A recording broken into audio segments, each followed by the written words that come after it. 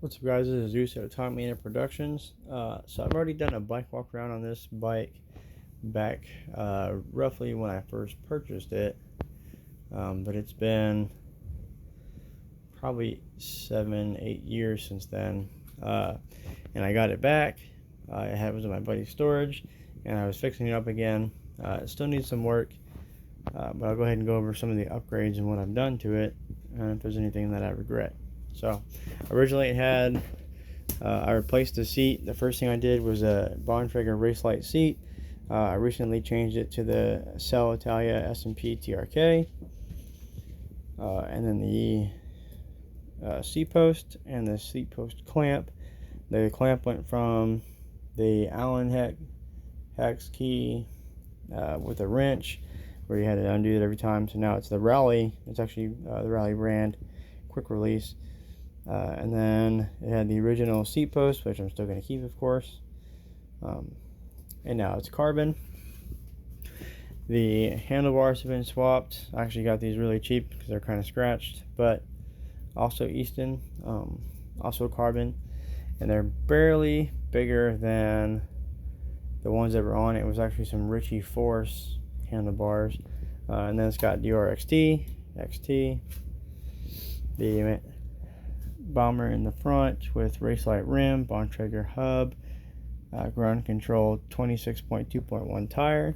The rear is 26.2.2, which I haven't touched the rims or tires. The only thing I've done, sorry, I got a little off track, was seat post, clamp, handlebar, grips, pedal.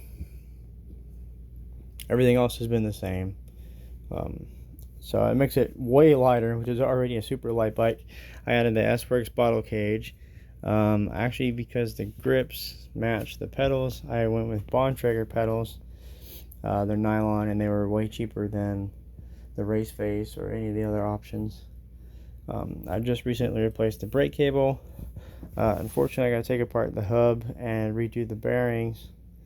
It's either new bearings or re-grease the bearings, but it happens. With XTR 8-speed cassette, XT front derailleur, XT crankset, and then again the shifters and brakes are XT as well. So this year, like I said, all I did, one more time, I did the saddle to match all my other bikes, because I was hoping to do like 50 to 100 mile rides on this thing, but now it's kind of been discovered that the frame was bent a little bit, and it kind of pulls left, so it might be more of a, I can only stick around for 20 miles if I can't fix that hub or get it fixed after I try and fix it.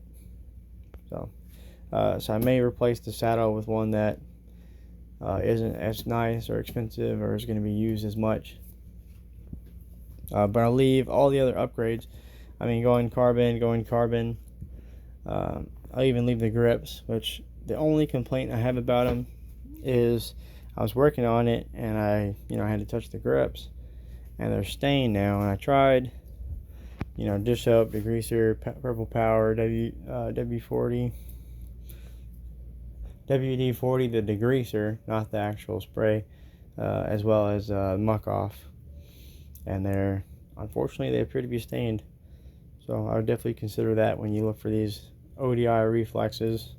But other than that, I mean, they feel amazing. There's no debate there. They feel really, really good. But that's going to be it for this one. It's going to be super short.